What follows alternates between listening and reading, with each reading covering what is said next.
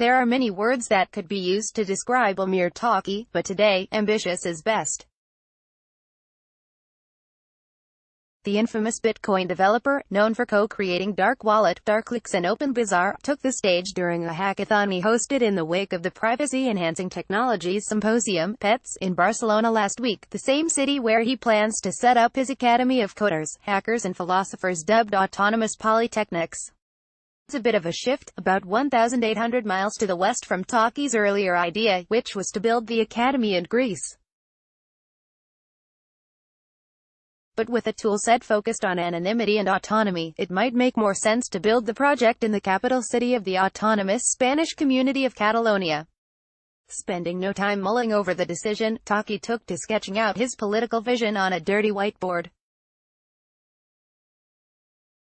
In a series of diagrams, Taaki described the evolution of biological cells, the structure of societies and the impact that technology can have on such systems, sparking runaway trends to monopolization, or its opposite, atomization. Tying the latter to the Unix philosophy, a branch of coder theory that vouches for minimal and modular units of software, Taaki then exposed the upcoming product suite his academy will build. Albeit loose mathematical sequences, the audience could tell the scripts comprised the details of an entire dark machinery, a kind of subterranean Web 3.0. Distilling the wide-ranging talk, one attendee quipped, plans to anonymize the world, and while Taaki insisted the details on the whiteboard not be published for fear they be co-opted, there's a lack of ideas in this space, he told CoinDesk. It's clear the tooling he's got in mind would be a revolution, which is exactly what he wants. Having left Bitcoin development to fight alongside a Kurdish militia in Rojava, an autonomous region in northern Syria, Taaki is hoping to spread that region's practices of democratic confederalism, a political theory that advocates for small, self-governing communities. Every revolutionary movement needs to have a technological arm, and we are the technological arm of the democratic confederalist movement, Taaki told CoinDesk. This is our objective as an organization, which is using technology for autonomous democracy and the collapse of the system of nation-states around the world, politics and tech to make this happen. Taaki expects participants of the academy to undergo a strict training. Newcomers are subject to a 3-month introduction period, one that repeats every 6 months to 1 year. It's a vehicle for developing them as leaders, to develop their skills technically, socially and being able to effectively organize other human beings and coordinate together tightly, Taaki told CoinDesk. While there's room for ideological diversity within the organization, for example, Taaki wants to set up multiple tiers of participation and a system of allied academies globally. Core attendees will need to follow careful timetables, give up other engagements and dedicate themselves fully to the project. Together we can elevate each other higher, we can learn from each other, we can dedicate ourselves to a sense of purpose and become stronger, Taaki said. And because we gain something from this, we are willing to forego certain comforts of life, certain smaller freedoms for an even bigger freedom that we want to grasp. For himself, Taaki lives a rigid lifestyle, lifting weights, measuring his meals, avoiding weed and alcohol. And with the occasional snide remarks about lazy hacker culture, he doesn't hide his disdain for those who don't. You can't party and have the revolution at the same time. They're mutually incompatible things, he told CoinDesk.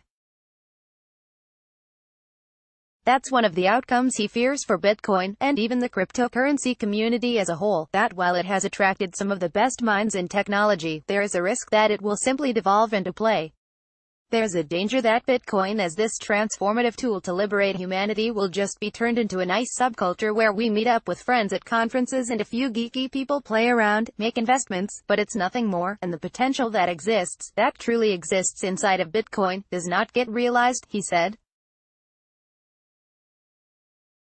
That's why instead he wants his followers to have a serious drive. That drive is a mix of both the democratic confederalism of the Rojava movement and a distinct theory of technology theorized by American philosopher Lewis Mumford. The basic premise of democratic confederalism is self-governance, but the theory also elevates environmentalism and feminism. On the other side, Mumford suggests that there are two types of technological process, monotechnics and polytechnics. Whereas the former creates global, top-down, single-purpose technologies, polytechnics conceives technology for users across different socio-political contexts, and it's the latter that Taaki believes can bring about change.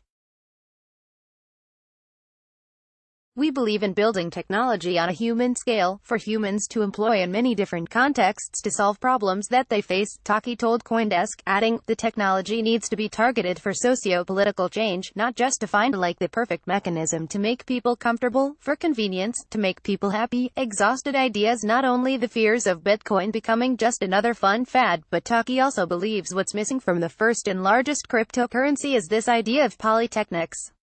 According to Taaki, Bitcoin's failure came from the belief that the technology itself was sufficient to enact a global reorganization of power, and by simply inserting it into systems, human freedom would increase. Everybody thought that Bitcoin would come as this huge inevitability, he told CoinDesk. You saw this also, people talking about the honey badger. The honey badger can't be stopped. There's a sense of inevitability or linear historical trajectory. However, that vision failed, in part due to an inability for Bitcoiners to propagate the political concepts inherent to the technology and adopt the tooling to constantly evolve with the landscape. Technology is the means, or the instrument of power that we use for shaping the society, but we are fundamentally the drivers of that technology, Taaki asserted. In this way, Taaki's central tenet maintains that without ideological purpose, technologies cannot survive. The problems with Bitcoin are in no way technical, they are deeply social and economic problems, he said, adding, the ideas behind Bitcoin have exhausted their potentiality to be able to advance that project forward, and this seems to stem, according to Taaki, from the prevalence of the engineering mindset. There is an elite inside Bitcoin. They have a very particular way of seeing the world, and that viewpoint of the world, which sees things in a very technical way, in some cases can be extremely limiting, Taaki said. He gave the example of the Lightning Network, which while it solves a much-needed technical problem, scalability, it cannot solve the wider societal issues surrounding the cryptocurrency's lack of adoption. At the same time, corporations and central banks are co-opting the technology, developing more usable products and overtaking the cryptocurrency community. Unless there is a fundamental correction in the course of events that we are heading into now, that is what is going to happen, Taaki warned. And that's a large part of the work he is trying to achieve with autonomous polytechnics. Where's the money? At the time of writing, Taaki and the earliest enlisted members of the revolution are squatting at the historic home of the Cooperativa Integral Catalana, a cooperative that spawned a cryptocurrency of its own, Faircoin. But the plans for their very own academy are laid out.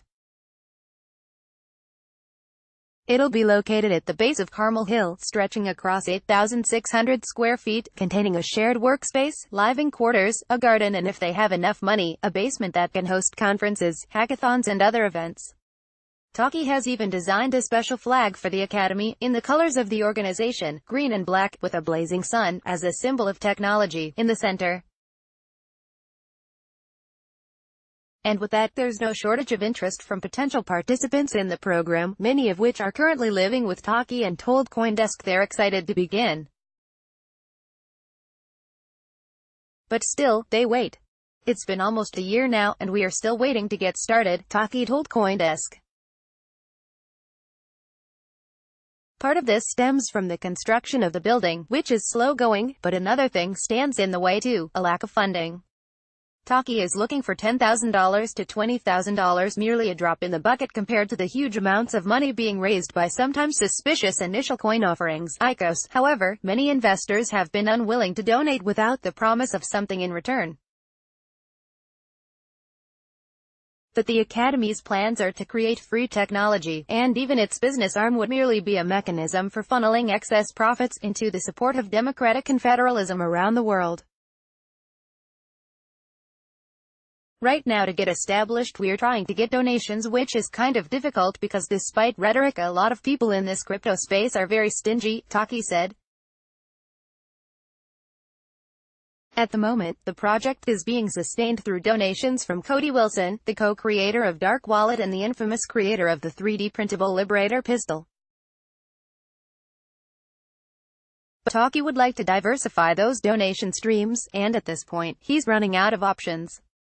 Laughing, Taaki concluded, "Dude, at this point, I would take money from African dictators." Amir Taaki with Dark Wallet logo via CoinDesk. The leader in blockchain news, CoinDesk is a media outlet that strives for the highest journalistic standards and abides by a strict set of editorial policies. CoinDesk is an independent operating subsidiary of Digital Currency Group, which invests in cryptocurrencies and blockchain startups.